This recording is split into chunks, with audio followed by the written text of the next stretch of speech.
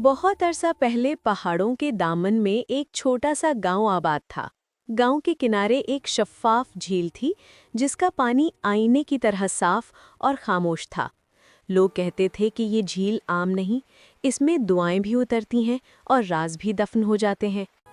इसी गांव में एक गरीब मगर नेक दिल लड़की रहती थी। उसका नाम आमिना था। आमिना की जिंदगी सादा थी, पुराने कपड़े, टूटी छत और दिन भर मेहनत, मगर उसके दिल में सच्चाई, सब्र और शुक्र था। लोग उसे पसंद करते थे, मगर ज्यादातर उसकी सादगी पर तरस खाते थे, तारीफ कम ही करते थे। एक शाम आमना हस्बे मामूल झील के किनारे पानी भरने गई। सूरज गुरूब हो रहा था और सुनहरी रोशनी पानी पर बिखर रही थी। अचानक उसकी नज़र झील के किनारे किसी चमकती हुई चीज पर पड़ी। उसने करीब जाकर देखा तो सांस रुक सी गई। वो सुनहरी कंगन थे, बहुत खूबसूरत, नफीस नक्शो-निगार से सजे हुए, जैसे किसी बादशाही खजाने का हिस्सा हो। आमना ने कभी ऐसा जेवर नहीं देखा था।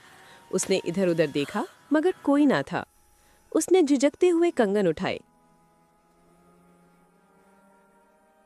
शायद किसी के गिर गए हों, उसने खुद से कहा। उसने फैसला किया कि फिलहाल इन्हें घर ले जाती है और अगर मालिक मिला तो वापस कर देगी। उस रात वो सो ना सकी। कंगन चरागनी की रोशनी में और भी हसीन लग रहे थे। आखिरकार तजस्सुस गालिब आ गया। उसने आहिस्ता से कंगन पहन लिए। अगली सुबह जब आमना गांव निकली तो एक अजीब बात हुई। लोग रुक रुक कर उसे देखने लगे। ये कैसी चमक है?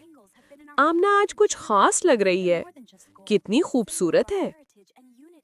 आमना ने जिंदगी में पहली बार इतनी तारीफ सुनी थी। उसका दिल खुशी से भर गया। बाजार में हर कोई उससे नर्म लहजे में बात कर रहा था। औरतें हसरत से कंगन देखती, मर्द एहतराम से सर झुका देते। आमना ने जब पहली बार किसी से पूछा कि तुम्हें कंगन कैसे लगते हैं, तो तारीफ ऐसी मिली कि उसका दिल और भी झूम उठा। लेकिन जब एक औरत ने पूछा, ये कंगन कहाँ से मिले, आमना रुक गई।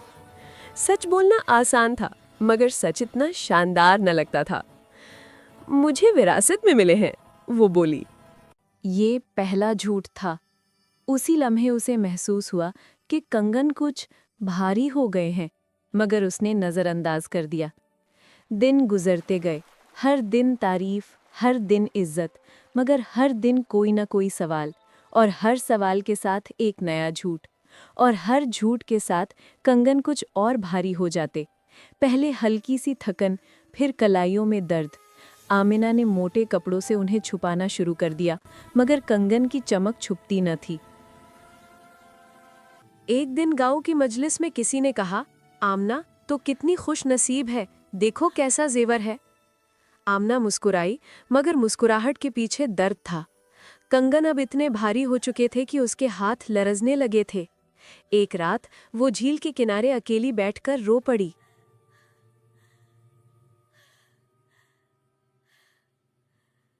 मैंने क्या कर दिया? सिर्फ तारीफ के लिए मैंने सच को छोड़ दिया। उसने कंगन उतारने की कोशिश की, मगर वो नहीं उतरे। वो जैसे उसकी कलाइयों से जुड़ चुके थे। उसने जोर लगाया, दर्द नाकाबिले बर्दाश्त हो गया। वो चीख पड़ी। अब वो दिन भर कंगन छुपाए रहती, कम बोलती, मगर हर बार जब झूठ बोलती, वजन और बढ़ जाता, यहाँ तक कि एक दिन वो अपने हाथ हिला भी न सकी।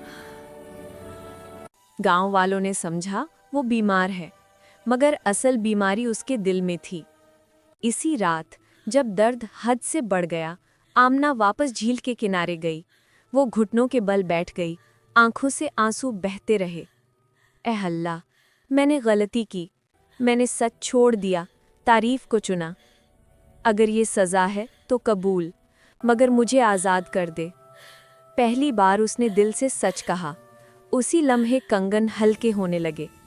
उसने कांपते हाथों से गांव का सच चीख कर कहा, ये कंगन मेरे नहीं, मुझे ये झील के किनारे मिले।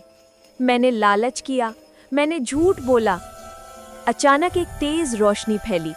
चटाक, सुनहरी कंगन टूट गए और बारीक सुनहरी ज़रात बनकर झील में बिखर गए। आमना के हाथ आज़ाद हो गए।